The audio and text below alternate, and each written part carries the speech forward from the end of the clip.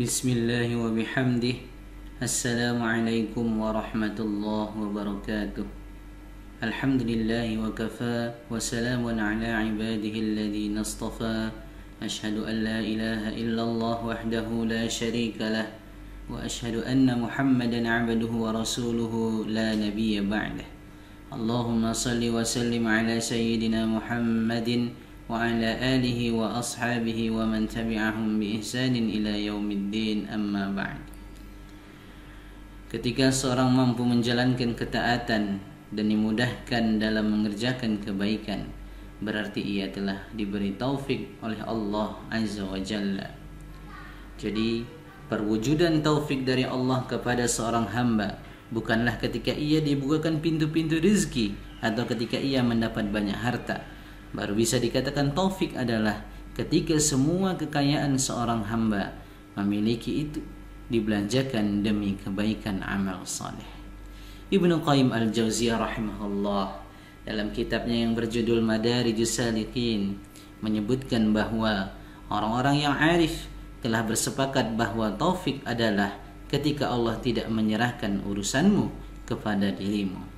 Artinya, hamba yang diberi taufik ialah ia yang selalu dibersamai oleh Allah Subhanahu wa Ta'ala, sehingga selalu berada di atas rel kebenaran dan dibantu dalam menghadapi setiap problematika kehidupan.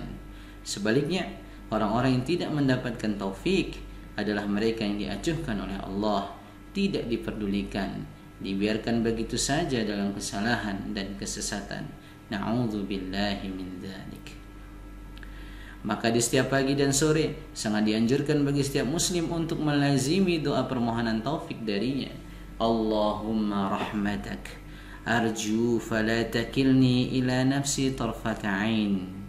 Ya Allah, rahmatmu yang aku harapkan, maka janganlah serahkan urusanku kepada diriku meskipun sekejap mata tanpa pertolongan atau rahmat darimu. Wa aslih li sya'ni kullah la ilaha illa anta. Perbaikilah seluruh urusanku, tidak ada sembahan yang berhak disembah kecuali Engkau. Karena betapa pentingnya nikmat taufik, para mubalik selalu menutup materinya dengan doa agar setiap jamaah mendapat taufik dari Allah. Tetapi doa saja tidak cukup, harus ada usaha untuk menghindari setiap perbuatan yang menutup pintu taufik kepada seseorang. Di antara perbuatan yang menutup pintu taufik adalah yang pertama, melupakan dosa di masa lalu. Ketika seseorang merasa taubatnya diterima, merasa sudah hijrah sehingga mengira dosa-dosanya sudah diampuni, sejatinya ia telah kehilangan banyak hikmah dari mengingat dosa yang pernah diperbuat. Bersyukur atas nikmat Allah yang telah menutup setiap aib yang ia punya, selalu merasa hina dan rendah di hadapan Allah, merasa malu sehingga termotivasi untuk melazimi istighfar.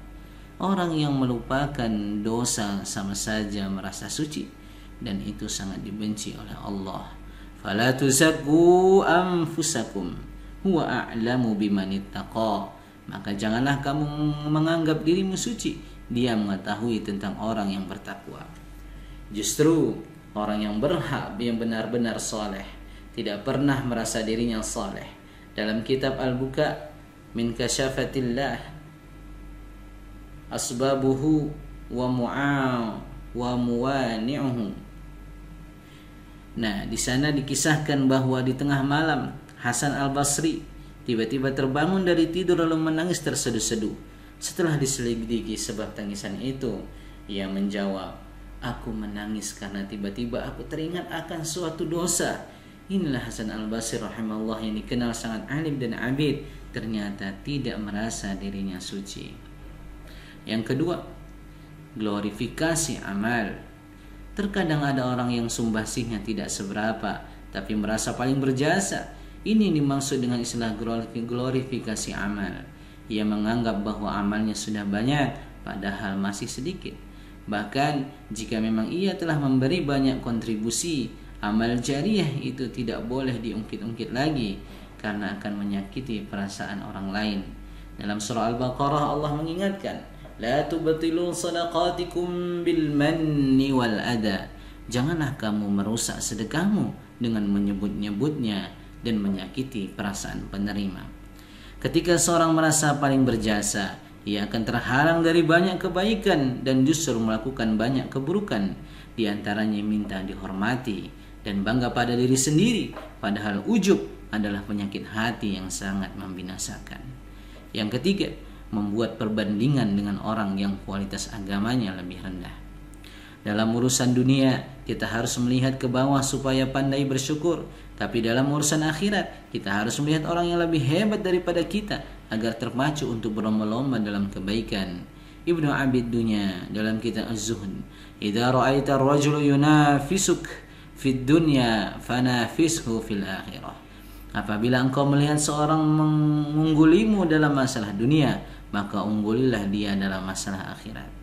Bagi mereka yang menjadikan orang-orang lemah dalam beragama sebagai tolak ukur, pastinya akan terhalang dari banyak kebaikan, merasa dirinya masih lebih baik jika dibandingkan dengan orang-orang yang berbadan dosanya jauh lebih besar. Yang keempat, terlalu memaksakan pendapat pribadi. Orang yang selalu merasa benar, tidak mau mengalah, tidak peduli dengan pendapat orang lain, merendahkan dan meremehkan mereka, sama seperti poin nomor 2, ujub. Intinya, hanya ingin didengar tapi tidak pandai mendengar, hanya ingin dipahami tapi tidak mau memahami.